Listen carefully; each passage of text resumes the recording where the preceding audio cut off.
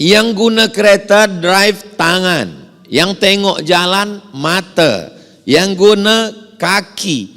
Tapi bila kita tengok di tepi jalan tertulis hati-hati. Kenapa tak tulis mata-mata? Kenapa tak tulis kaki-kaki? Sebab kita mesti jaga hati supaya jangan sampai sakit.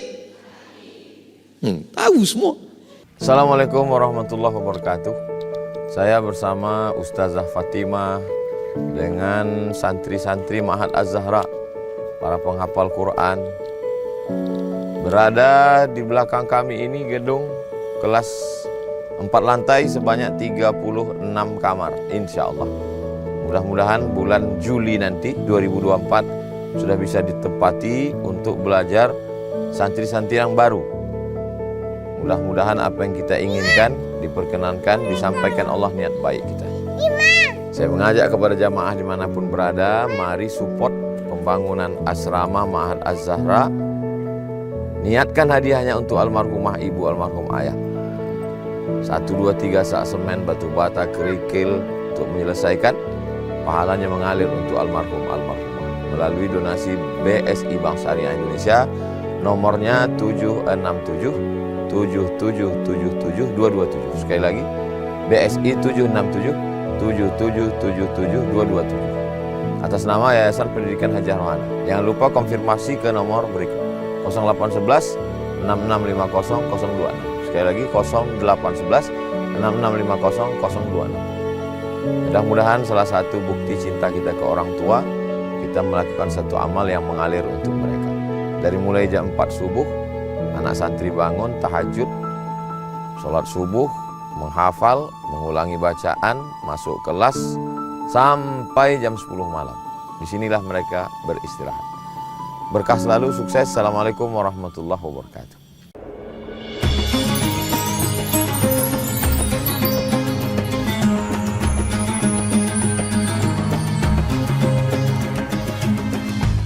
Assalamualaikum warahmatullahi wabarakatuh.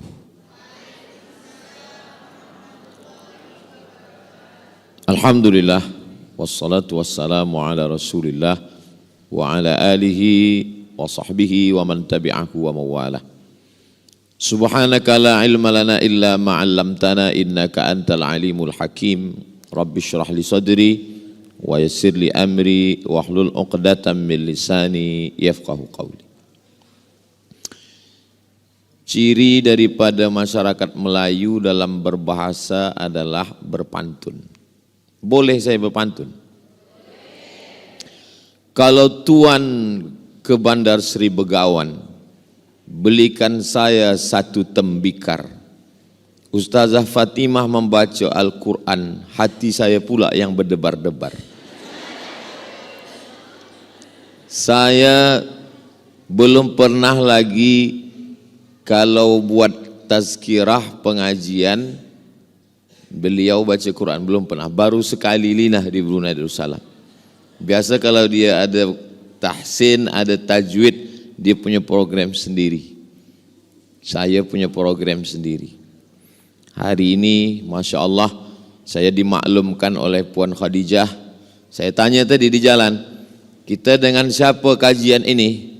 Kata beliau, kita akan jumpa dengan semua perempuan-perempuan di Brunei Darussalam.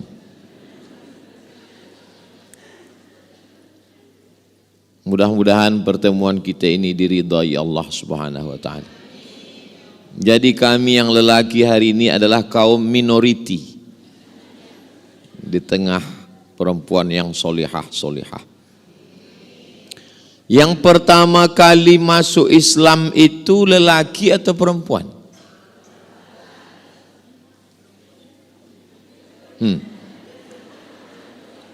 Ada.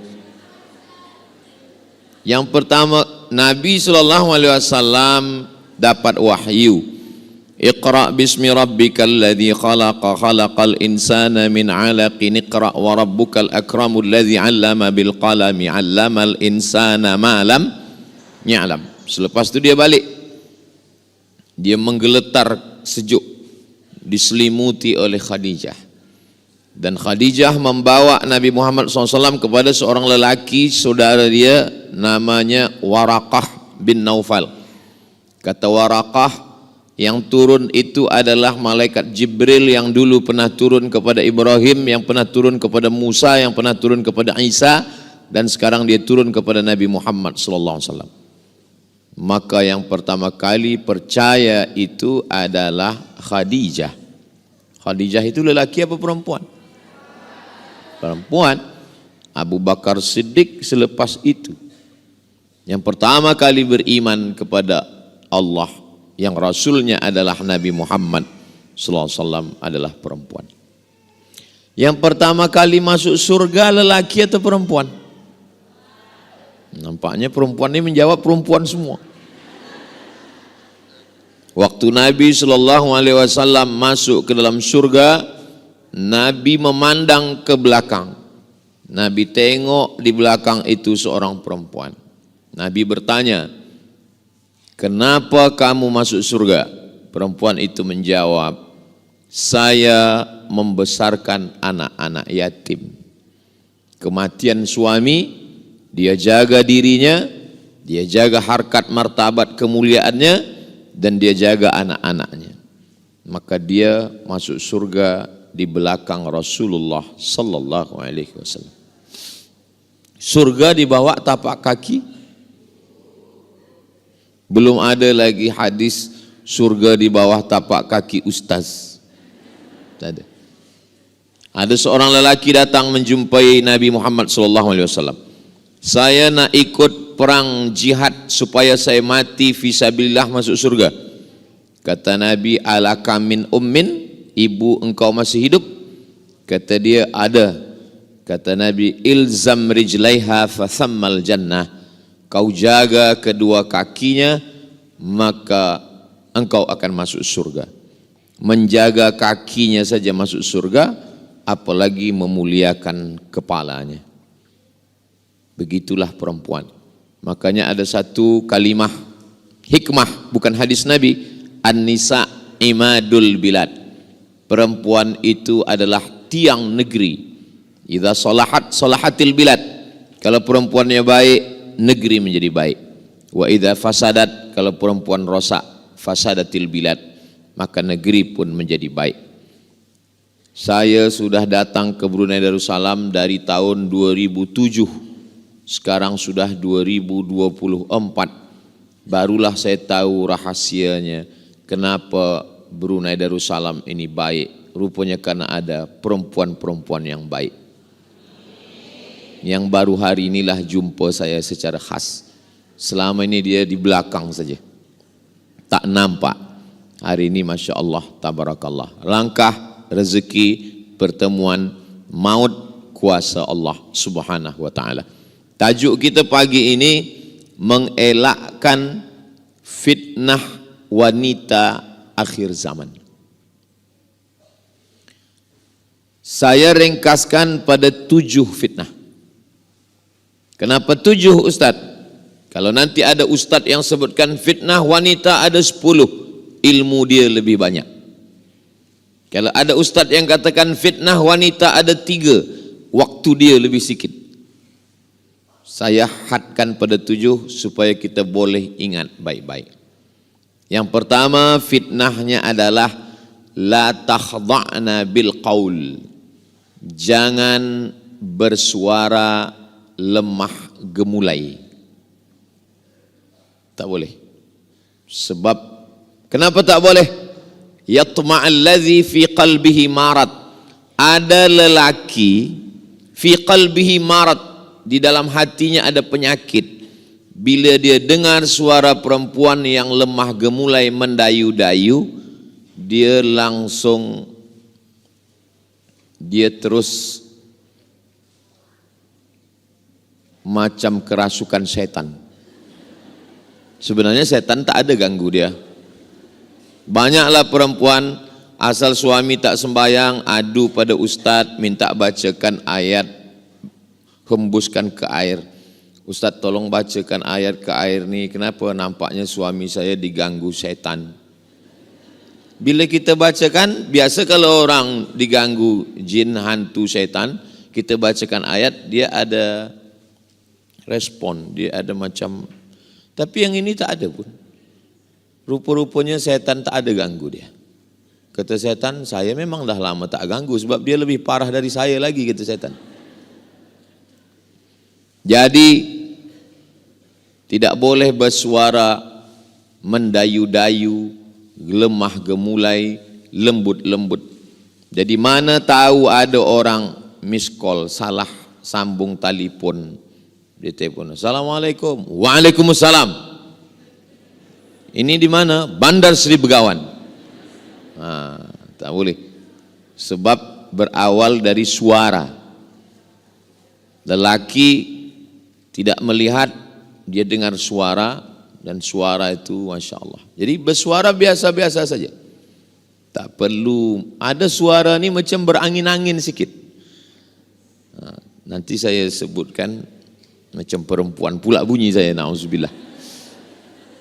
Jadi perempuan dari mula suara. Makanya ada setengah ulama mengatakan sautul mar'ati auratun. Suara perempuan aurat. Setengah, tak banyak. Nanti bila ada orang mengatakan, betul ke Ustaz Abdul Somad suara perempuan itu aurat? Kalau suara perempuan aurat, maka berdosalah saya dari tadi. Dari tadi saya mendengar solawat. Saya masuk tadi, dengar sambut solawat. Itu solawat perempuan kan? Kalau begitu berdosalah mendengar solawat. Berdosalah mendengar suara perempuan membaca Quran. Itu kan istri ustaz, lelaki yang lain tak mahram dengar suara. Maka makna suara perempuan boleh menjadi aurat kalau suara itu takhda'na bil qaul, merendah, mendayu, lemah gemulai, terlalu lembut, dibuat-buat. Adapun suara yang biasa saja, suara membaca Quran, suara bersolawat, suara marhaban, suara tala'al badru alaina, suara nasyid yang baik-baik, maka itu baik. Mana dalilnya? Sahabat Nabi bertanya kepada Sayyidatuna Aisyah tentang perempuan, mandi rambut ikatnya tak dibuka. Mereka bertanya kepada sahabat Nabi namanya Abu Musa al-Ash'ari. Kata Abu Musa al-Ash'ari mesti dibuka. Lalu dia ragu, dia tanya kepada Aisyah, Aisyah, wahai Ummul Mukminin, kami dah bertanya kepada Abu Musa al-Ash'ari. Kata Abu Musa al-Ash'ari mesti dibuka. Kata Sayyidatuna Aisyah, kalau dia nak cepat atau kalau dia susah, dia siramkan saja air basah pun sudah. Macam mana sahabat lelaki boleh mendengar suara Aisyah kalau suara itu aurat? Itu menunjukkan suara mengajar boleh. Khudhu nisfadinakum min Humaira. Ambil setengah agama Islam ini dari Humaira, dari perempuan yang kulitnya putih kemerahan kena cahaya matahari, Aisyah. Setengah agama ini diambil daripada Aisyah. Macam mana riwayat tentang Nabi wudu, macam mana Nabi mandi, macam mana Nabi dalam bilik, macam mana Nabi dalam rumah, itu riwayatnya daripada Sayyidatuna Aisyah. Macam mana dia meriwayatkan hadis kalau suara dia tak terdengar. Ini menunjukkan bahwa suara jalan tengah. Yang kiri mengatakan suara boleh sama sekali, yang kanan mengatakan suara tak boleh sama sekali. Wa kadzalika ja'alnakum ummatan wasata, yang pertengahan suara ada yang boleh, ada yang tak boleh. Suara yang halal, suara mengajak kepada amar ma'ruf nahi mungkar. Adakah ustazah di Mesir itu? Ada ahli tafsir namanya Profesor Dr. Ustazah Syekhah Aisyah binti Syatib. Lalu kemudian Raja Maghribi namanya Muhammad Al-Khamis menjemput beliau dari Kaherah untuk mengajar di universiti tertua di dunia, namanya Qarawiyyin University. Mengajar di sana. Lalu kemudian Syekhah Aisyah binti Syatib punya murid namanya Syekh Muhammad Rawandi. itulah yang mengajar kami di Darul Hadis Maghribi. Lalu kemudian Syekh Rawandi punya murid namanya Prof. Dr. Faridah Zamro, perempuan pensyarah yang mengajar saya di Darul Hadis Institute di Maroko, Maghribi. Maknanya perempuan ada mengajar, mensyarah di kelas. Jadi saya ingin jelaskan bahwa suara perempuan, al-mu'minun laki-laki, wal mu'minat perempuan, ba'duhum awliya'u ba'd, mereka saling tolong menolong. Ya'muruna bil ma'ruf, mengajak kepada yang baik, wa yanhauna 'anil munkar, melarang daripada perbuatan yang mungkar. Sekarang na'udzubillah, fitnah akhir zaman ini luar biasa. Suara perempuan, lagunya biasa saja tapi suaranya luar biasa. Maka kalau suara itu mengingatkan pada kematian, suara yang mengingatkan kepada Nabi, suara membaca Quran. Di tempat saya banyak qari'ah perempuan. Di antaranya Johan Musabaqah Tilawatil Quran. Namanya qari'ah Maria Ulfah. Boleh tengok di YouTube. Tapi bila saya ke Mesir, tak ada qari'ah perempuan. Saya heran. Lepas tu saya tanyalah sahabat saya yang orang Mesir, namanya Mukmin. Mukmin, ya. Tempat saya ada qari'ah perempuan. Kenapa di sini tak ada qari'ah perempuan? Kata Mukmin, tempat engkau bila ada qari'ah perempuan, orang dengar suaranya. Tempat kami bila ada qari'ah perempuan, orang tak dengar suaranya, tengok mukanya. Jadi lain tempat, lain adat, lain lubuk, lain padang, lain belalang, lain lubuk, lain ikannya. Nah, itulah mengapa di Arab jarang qari'ah perempuan. Sebab apa? Sebab mungkin adat istiadat, sebab kebiasaan. Tapi hukum asalnya suara perempuan itu al-aslu fil asya al-ibahah. Hukum asalnya boleh, halal. Bila dia menjadi haram, kalau menyebabkan perbuatan maksiat. Bila dia menjadi haram, kalau memancing nafsu syaitan dan kepada yang buruk. Dalil pengambilan hukum dalam Islam ini ada 10.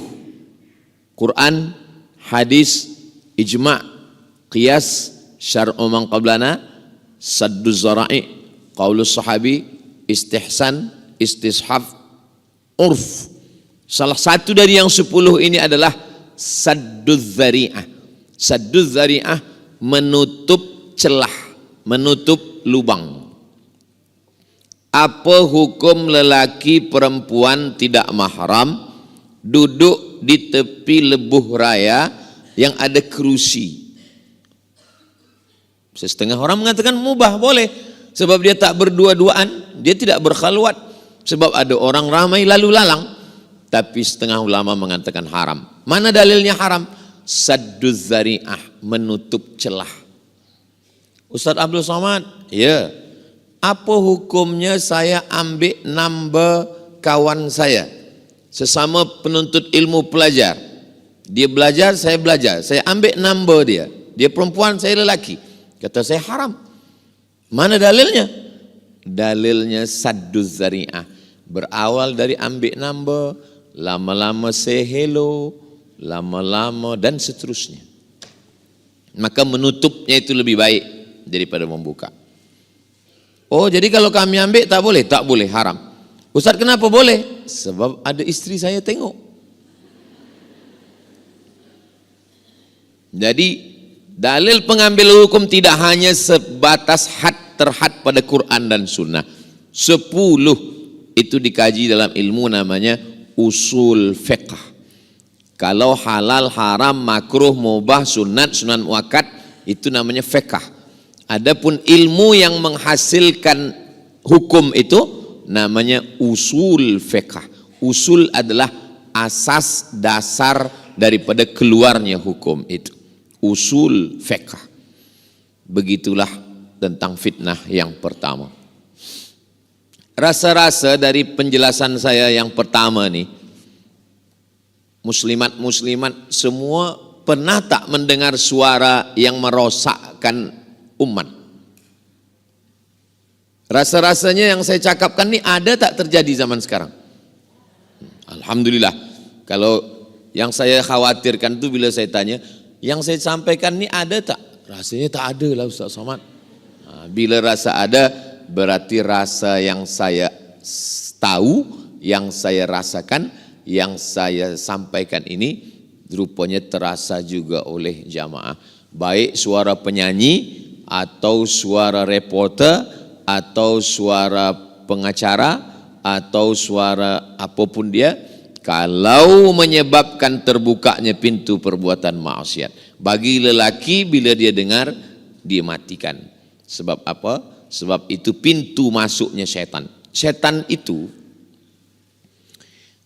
kerja setan itu macam menengok api di lalang kering. Bila ada api, baru setan kerja dia mengkipasnya saja. Kalau tak ada api dia tak boleh. Apinya itulah suara perempuan itu.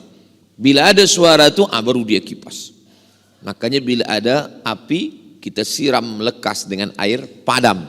Selepas padam, setengah mati setan mengkipas, dia tak akan. Sebab pintunya sudah ditutup. Pintu melalui telinga. Inna sam'a dari telinga, wal basar. Mendengar suara, ingin menengok. Selepas nampak, berfikir.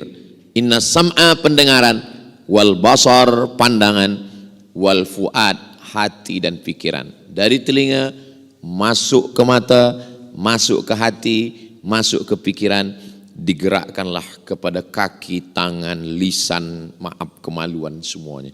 Maka ditutup dari pendengaran yang tak baik.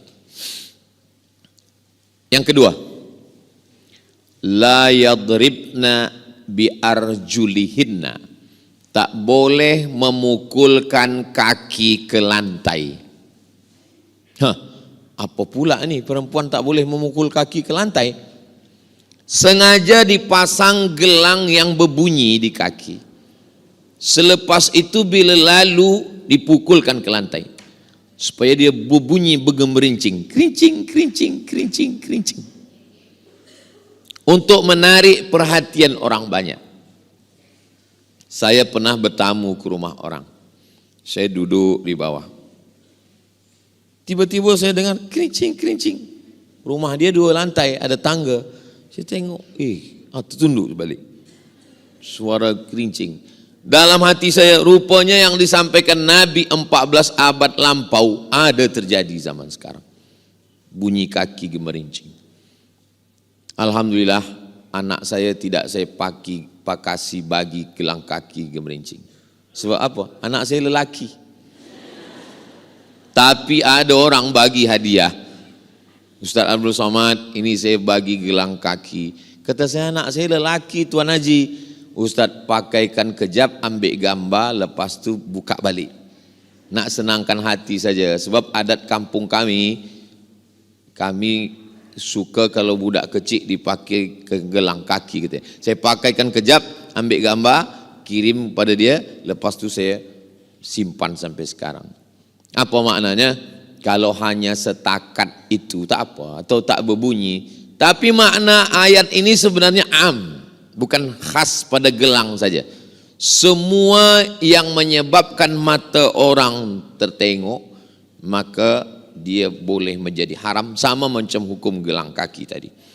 Dipakai kasut yang tumitnya 15 cm. Dia berjalan, kita yang sakit jantung. Menengok dia lalu, jantung. Dipakai, maka ada orang bertanya ke saya, Ustaz Abdul Somad, ya, betul ke ada hadis yang melarang tak boleh mengikat rambut ke asnimatil bukhti, seperti punuk onta? Itu pun sebenarnya daripada ayat ini juga. Inti daripada maksudnya adalah mencari perhatian, iltifatun nazar, membuat orang terpandang. Jadi kalau hanya setakat rambut panjang kemudian dia ikat. Sebab bila rambut ni tak diikat, rambut ni kemana-mana. Bila nanti sampai rumah dibuka, waktu membuka tu rambut ke hadapan, laki masuk bilik, dia baca ayat kursi. Ini aku bang bini engkau, kata. bukan hantu. Jadi maknanya bila dia ikat sikit, agak naik sikit, tak apa. Sebab maknanya bukan tak boleh mengikat. Maknanya sengaja memang dipasang tinggi ke atas. Supaya apa? Supaya ditengok orang. Sebab ada salah satu sifat perempuan, dia ingin supaya ditengok, dipandang, diperhatikan. Itulah mengapa suami mesti memperhatikan istri. Sebab bila suami tak memperhatikan, tak membagi pujian, dia ingin diperhatikan orang lain. Melalui apa? Melalui social media. Dia akan letakkan gambar, dia akan lepas dia letak, dia tengok. Kenapa tak ada like nih? Rasa-rasa dah 3 jam tak ada like. Rupa no connecting. Jadi mesti ada perhatian.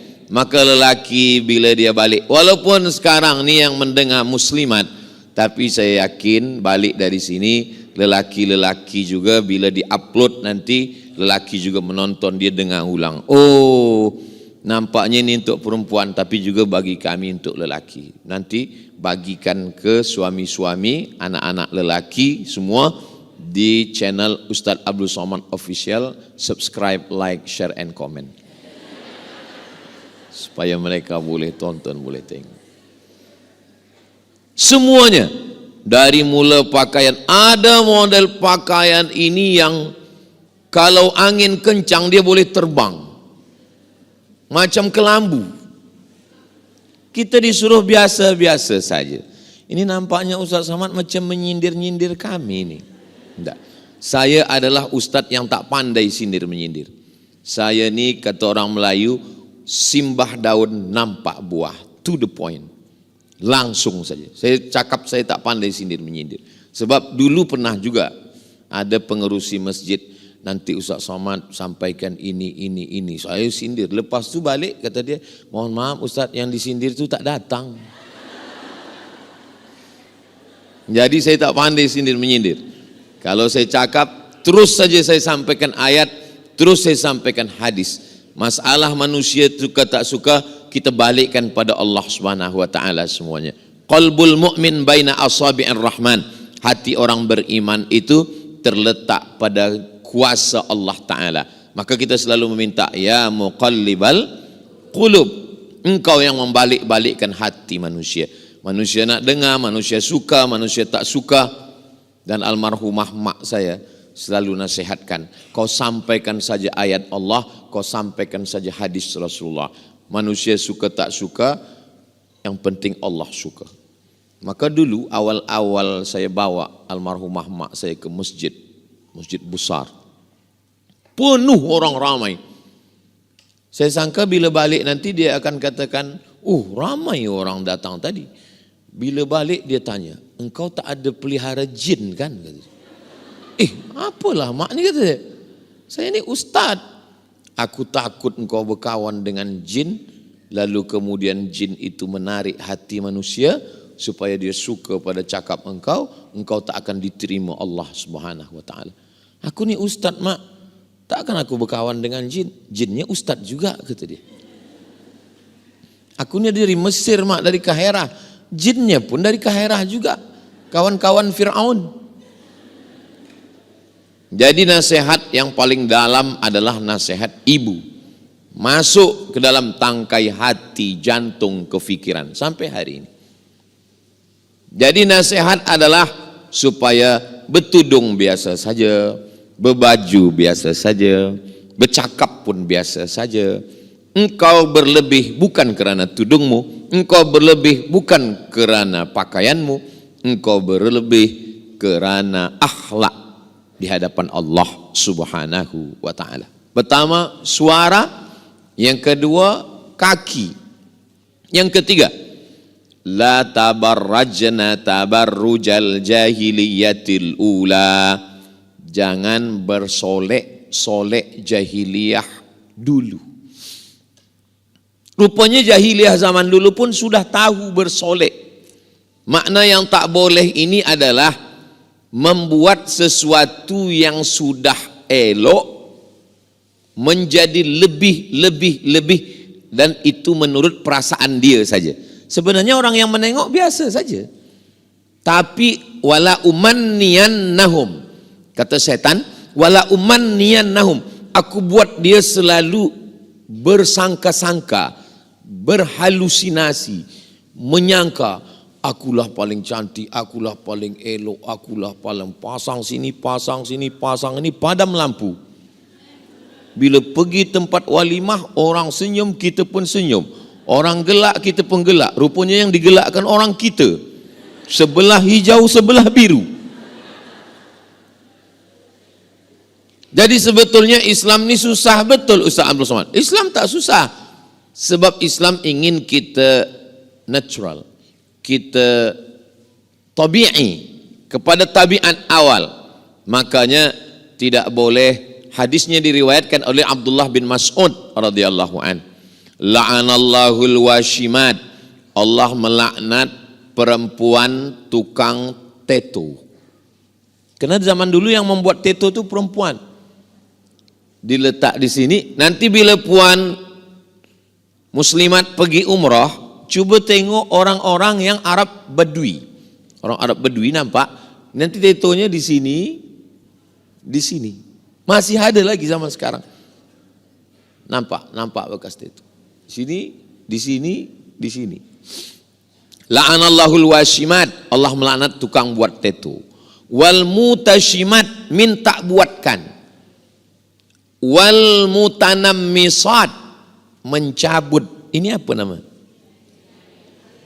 Alis, mencabut, dah elok-elok cabut. Wal mutafallijat, gigi dipotong ke. Wal mughayyirat, merubah lil husni, merubah yang dah elok menjadi merasa lebih. Adapun yang maaf memang kurang, nauzubillah, lahirnya kurang, entah bentuk gigi apa kurang, dia senyum kita pengsan, itu boleh, dia buat operation pada doktor. Ini doktor, sebab ini tidak normal, tidak tabi'i, tidak seperti nature, maka dia boleh balikkan kepada bentuk semula, boleh. Bentuk tumbuh rambut, atau alis ni sebelah tumbuh sebelah tidak, kemudian pergi ke Turki, Istanbul untuk menanam rambut ni, boleh ditanam, itu boleh, sebab balik kepada bentuk normal. Sebab bila dia pertahankan macam itu, orang pula berbisik-bisik, tertanya-tanya, kenapa hilang? Entahlah, kena sambar petir, kata dia. Adapun yang sudah elok, bila manusia merubah sekali, kata setan, ubah 2 kali. Pertama ubah ini, setelah itu ubah ini. Kata setan, ini kurang panjang, kuncupkan sikit. Nanti buatkan lesung pipit sini. Sudah ada sini, buatkan sini, buatkan sini. Saya macam-macam. Ini. Na'udzubillah. Semua. Padahal sebenarnya itu dia saja dalam pikirannya merasa karena bisikan setan. Sebetulnya kita yang menengok biasa saja. Orang yang sudah berpuluh kali operation, bila kita tengok muka orang sama semua. Muka yang buatan manusia itu sama. Saya bila bercakap macam ini, baik muslimat yang ada di masjid, salihin, maupun yang mendengar melalui streaming atau yang nanti melalui channel, kunci mendengar tazkirah Ustaz Abdul Somad dan ustaz-ustaz lain satu saja, jangan tersinggung. Beberapa jamaah mendengar tersinggung, balik meninggal. Sebab kita nak belajar. Saya tak tahu. Bila saya tazkirah ke masjid, tidak ada boleh orang membisik-bisikkan sesuatu ke saya, dan saya tidak mahu. Pengerusi masjid tak ada, Puan Khadijah tak ada, sesiapa pun tak ada. Saya menyampaikan kerana Allah. Bismillahi tawakkaltu ala Allah, la haula wala quwata illa billah. Jangan nanti bila dengar, nampaknya tertuju ke saya ni. Tak begitu. Apalagi mata ustaz tu tadi agak ke saya pula. Pasallah saya ceramah menengok ke bawah. Artinya ini untuk kita semua. Nanti di akhir majelis saya tetap minta maaf. Ada kata yang tak berkenan di hati, menyinggung perasaan. Galah patah boleh disambung, kaca retak boleh direkat, hati yang sakit kemana ubat akan dicari. Boleh untuk tulis baju t-shirt belakang. Kaca retak boleh direkat, galah patah boleh disambung, hati yang sakit kemana obat akan dicari. Tapi jangan lupa tulis bawah UES. Apa nih? Waktu dah habis? Belum? Baru 3. Yang keempat adalah la yakhluwanna rajulun ma'amra'atin illa ma'azi mahramin. Tidak boleh berdua-dua lelaki dengan perempuan bila tak ada mahram. Puan Haji, saya nak bawa anak gadis ni sebentar, nak berjalan-jalan ke tepi pantai, ke tepi laut, ke tepi hutan. Tak boleh. Kalau engkau nak bawa, saya mesti ikut, kita bertiga. Rupanya anak lelaki ni pandai pula. Mak Haji, kata Nabi, bila ada lelaki perempuan berdua, yang ketiga tu syaitan. Eloklah kami berdua saja, kata dia. Orang zaman dulu kalau nak jahat, buat jahat aja, buat dosa, buat dosa. Orang sekarang, dia buat jahat, dia buat dosa, dia tahu pula dalilnya. Nah, inilah akhir zaman nih. Maka kita mesti pandai-pandailah jaga anak perempuan supaya jangan lahir. Tapi Ustaz Abdul Somad, anak perempuannya elok, mak perempuannya pula. Dari pukul 8 pagi di office, 8 jam sehari. 9, 10, 11, 12, 1, 2, 3, 4. 8 jam dengan laki orang, 2 jam dengan laki sendiri. Berawal dari jumpa, bercerita, merasa tenang, na'udzubillah. 6 langkah syaitan. Yang pertama, nazratun, pandangan. Selepas memandang, fabtisamun, senyuman. Selepas senyuman, fasalamun, salam. Macam mana suara kambing? Be. Macam mana suara ayam? Kuku kuku. Macam mana suara kerbau? Mo. Macam mana suara buaya? Hai sayang. Pertama, nazratun, pandangan. Yang kedua, fabtisamun, senyuman. Yang ketiga, fasalamun, salam. Yang keempat, fakalamun, mula bercakap. Yang kelima, famau'idun, temu janji. Yang keenam, faliqaun, berjanji. Habislah sudah. Makanya bunyi ayatnya, la tattabi'u khutuwatis syaitan. Jangan ikuti langkah-langkah syaitan. Syaitan tidak ada pernah, maaf cakap, syaitan tidak pernah mengajak berzina.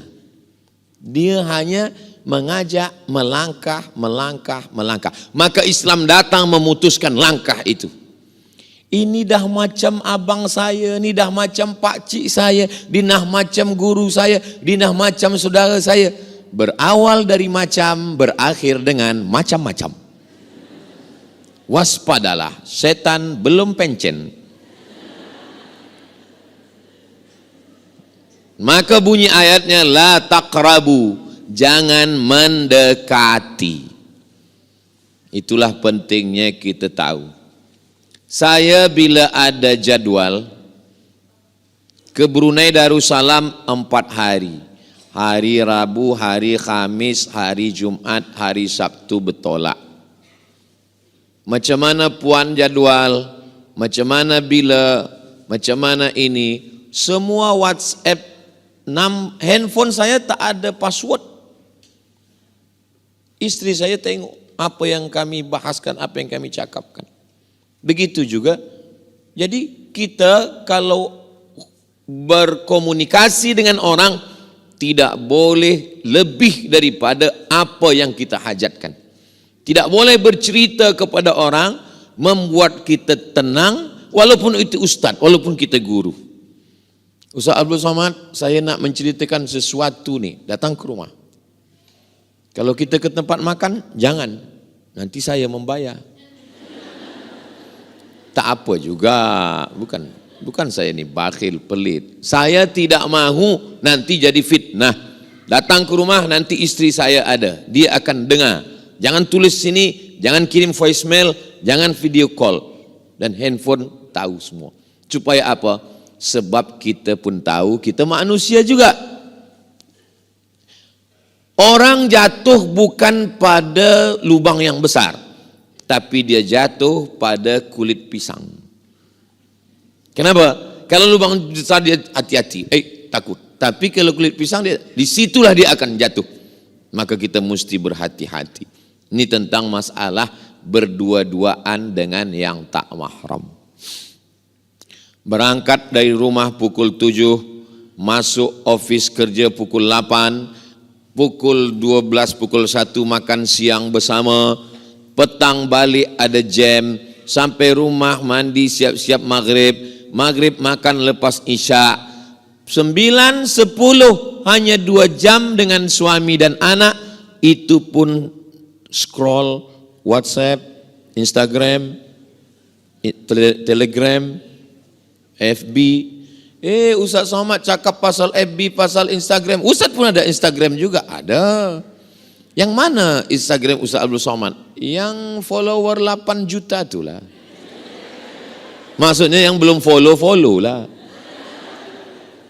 Isinya tak ada lain daripada tazkirah, nasihat, dakwah, tak ada macam-macam. Dan saya tak tahu passwordnya.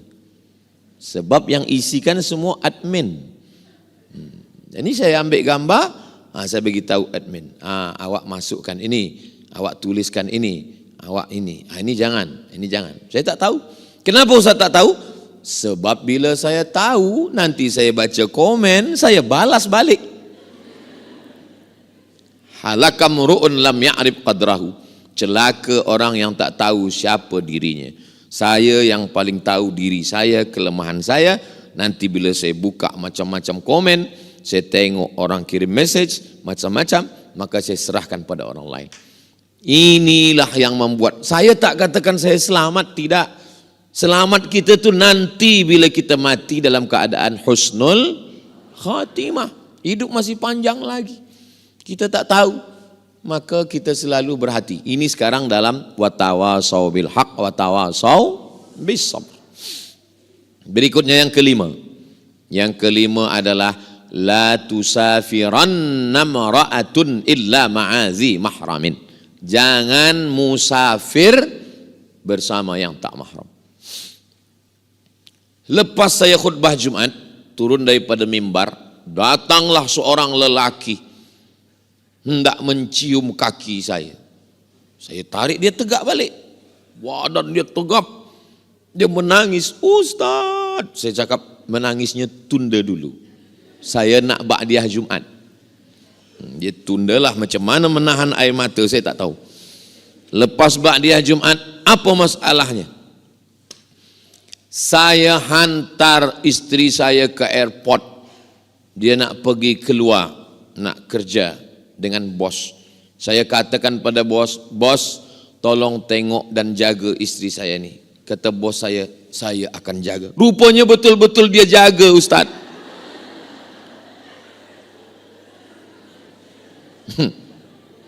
Dah berapa lama? Dah 2 tahun, Ustaz. Macam mana nih, Ustaz?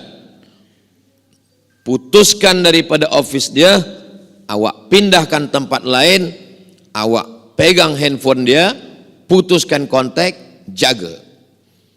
Bawa malam tahajud, baca yasin, berzikir, weekend pergi jalan, dekatkan hati perasaan. Macam mana boleh?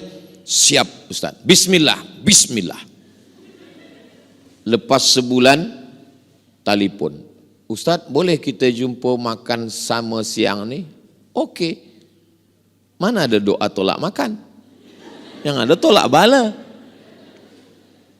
Bila jumpa menangis lagi. Apa menangis ni? Hati saya tak boleh menerima, Ustaz.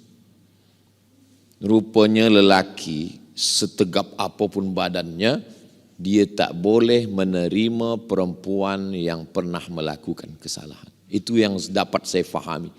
Mulutnya berkata sanggup, tapi kata awak bulan lalu kata awak sanggup. Itulah Pak Ustadz, mulutku berkata iya, tapi hatiku tidak Pak Ustadz. Pikir dulu pendapatan, sesal kemudian tiada gunanya.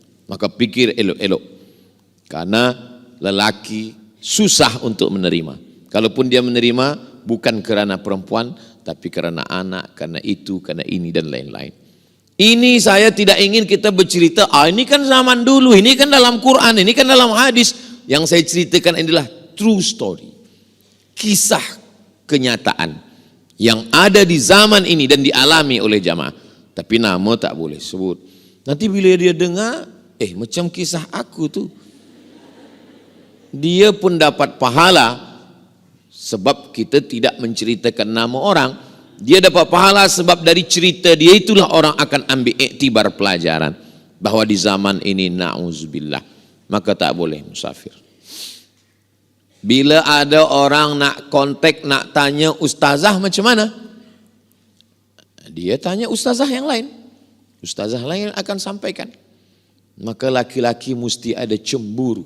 Tapi janganlah pula sangat cemburu hingga tak boleh beli sayur.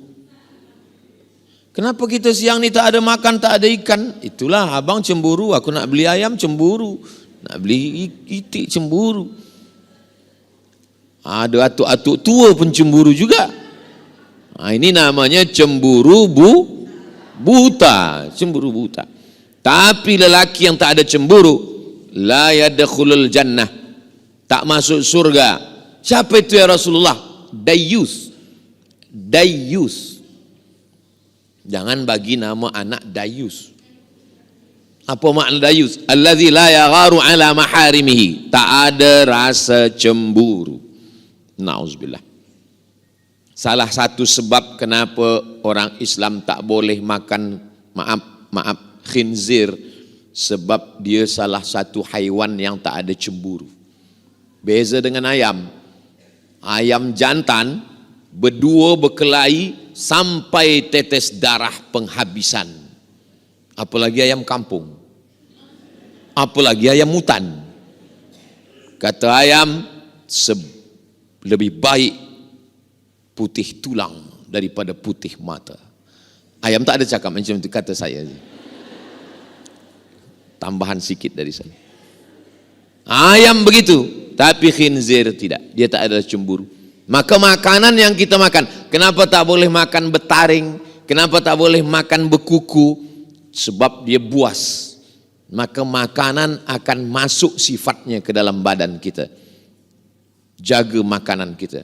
Sebab makanan itu mempengaruhi cara kita berpikir. Makanan berubah menjadi darah.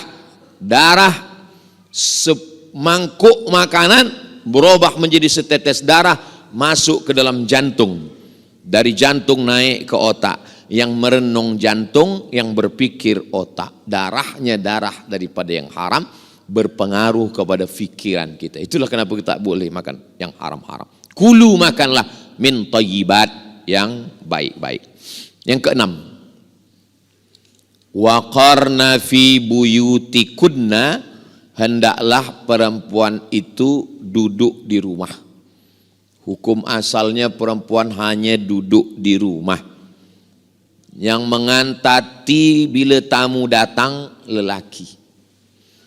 Belum pernah sekalipun istri saya mengantar makanan, kue, nasi ke tamu.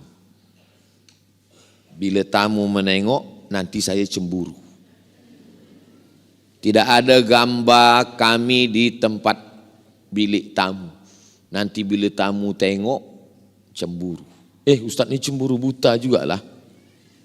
Apa maknanya? Untuk kita jaga.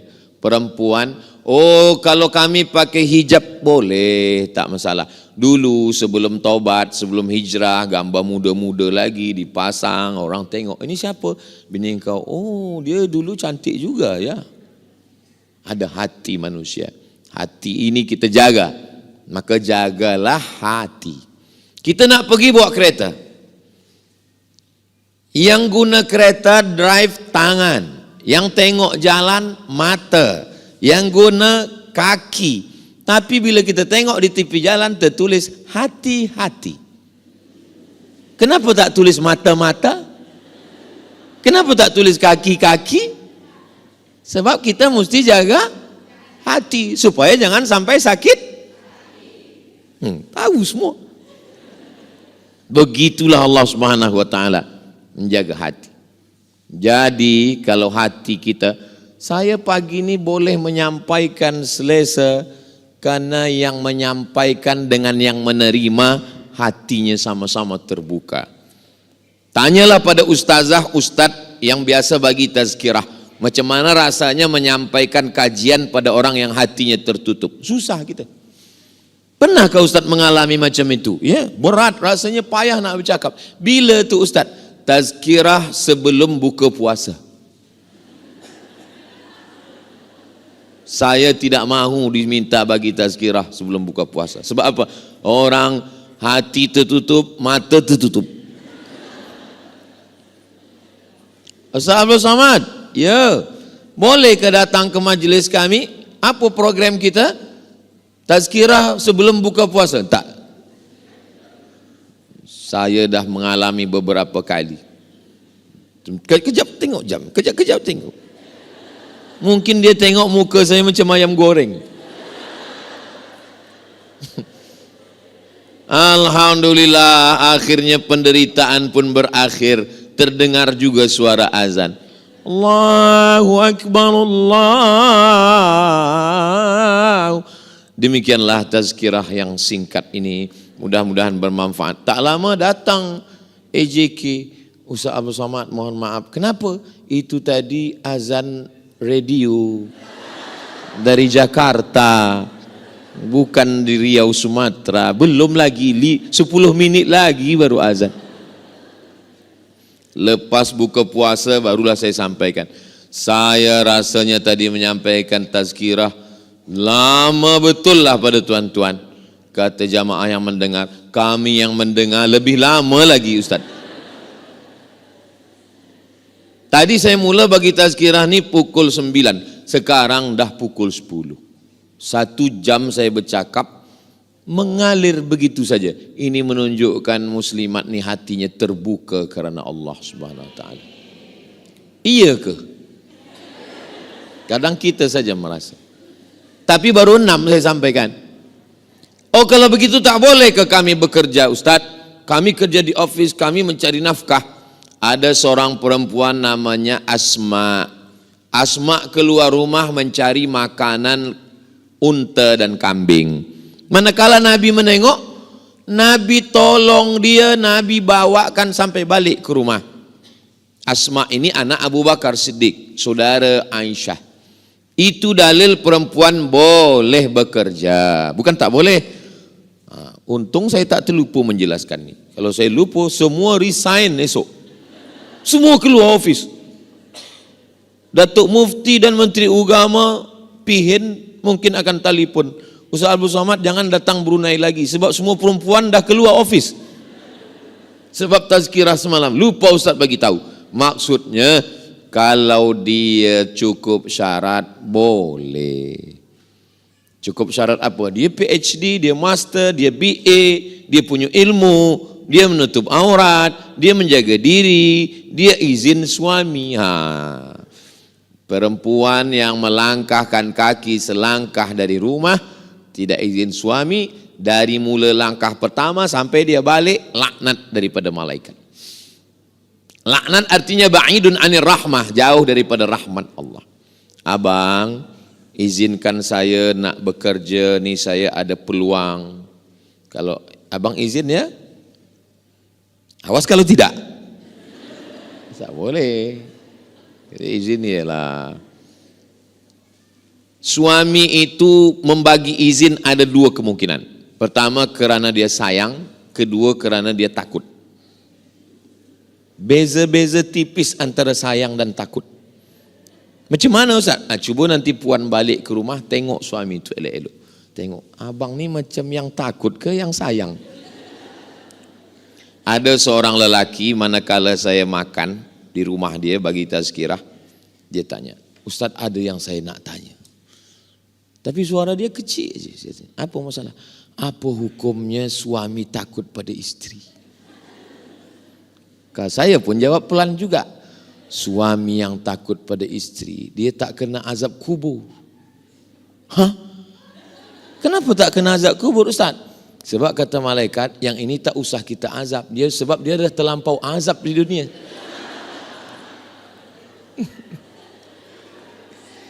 Semua perempuan itu yang membebel, yang bercakap, itu semuanya bukan kerana dia jahat, tapi kerana dia ingin suaminya selamat.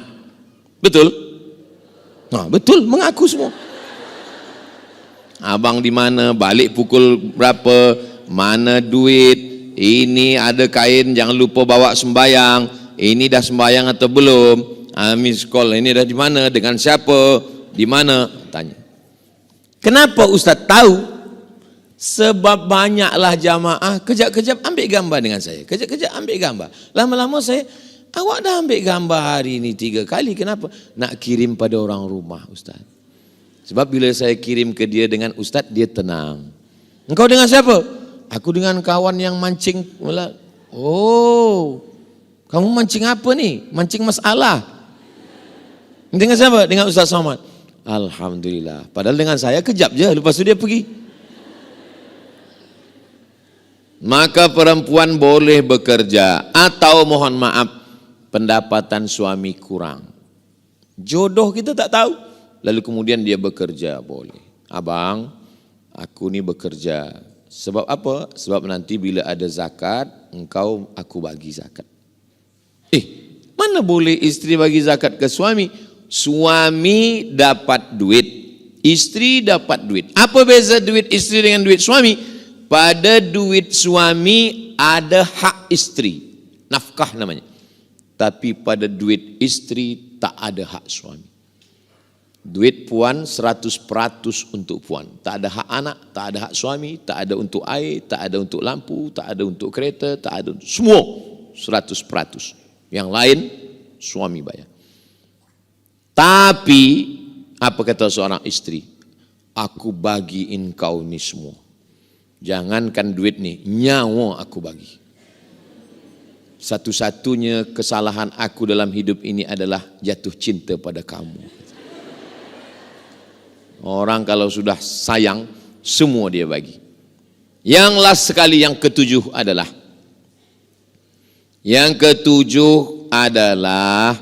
yaitunya perempuan yang menderhaka. Kalau perempuan itu salataha, somat saumaha, melaksanakan salat khamsaha 5 waktu, melaksanakan puasanya, dia baik, maka dakhalatil jannah min haitsu sya'at. Dia masuk surga dari pintu mana saja yang dia suka. Ada orang bersedekah, masuknya dari babus sedekah. Ada yang rajin puasa, masuknya dari pintu babur rayyan. Ada yang suka berjihad, masuk dari babul jihad. Tapi istri yang solihah, kata Allah Ta'ala, masuklah engkau ke surga dari pintu mana saja yang kamu mahu. Mudah-mudahan puan muslimat semua masuk dalam golongan itu. Ya Rasulullah, bagaimana perempuan yang solihah itu? 3. Idza ra'aitaha sarratka. Kalau kau tengok dia, senang hatimu. Kalau kau tengok dia, senang hati. Maka berusahalah untuk menyenangkan. Kalaupun bersoleklah untuk suami. Ustaz, boleh ke rambut saya celup 3 color? Yang tengok siapa? Yang tengok suami saya. Boleh. Tapi banyak orang sekarang bila dia bersolek, ditengok laki orang. Bila dengan laki dia sendiri, tak usahlah kita sebutkan. Maka kemudian, idza amartaha ata'atka. Kalau engkau perintah dia patuh dan taat.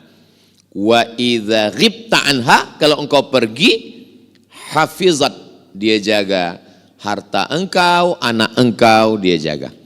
Senang mata engkau menengok, patuh engkau perintah, dan bila engkau pergi, anak dan harta engkau dia jaga.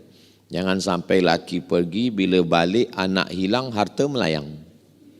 Balik 2 telinga anak hilang. Na'udzubillah. Itulah 7. Bila ada yang menyampaikan lebih, itu kelebihan ilmu pada tuan-tuan guru kita. 60 menit. Sesuai dengan yang tertulis di botol. Tapi botolnya kecil je. Kalau besar 600 ml. Ini memang kecil tapi 3. Ada soalan-soalan. Masya Allah. Saya jawab soalan. Assalamualaikum warahmatullahi wabarakatuh. Saya bersama Ustazah Fatimah dengan santri-santri Ma'had Az-Zahra, para penghafal Quran.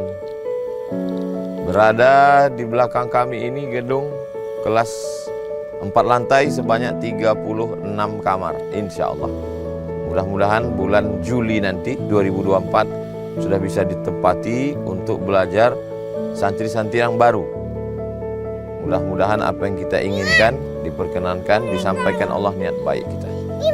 Saya mengajak kepada jamaah dimanapun berada, mari support pembangunan asrama Ma'had Az-Zahra. Niatkan hadiahnya untuk almarhumah ibu, almarhum ayah. 1, 2, 3 sak semen, batu bata, kerikil untuk menyelesaikan. Pahalanya mengalir untuk almarhumah melalui donasi BSI Bank Syariah Indonesia, nomornya 767 7777 227. Sekali lagi, BSI 767 7777 227 atas nama Yayasan Pendidikan Haji Rohana. Jangan lupa konfirmasi ke nomor berikut 0811 6650 026. Sekali lagi 0811 6650 026. Mudah-mudahan salah satu bukti cinta kita ke orang tua, kita melakukan satu amal yang mengalir untuk mereka. Dari mulai jam 4 subuh, anak santri bangun, tahajud, sholat subuh, menghafal, mengulangi bacaan, masuk kelas, sampai jam 10 malam. Disinilah mereka beristirahat. Berkah selalu, sukses. Assalamualaikum warahmatullahi wabarakatuh.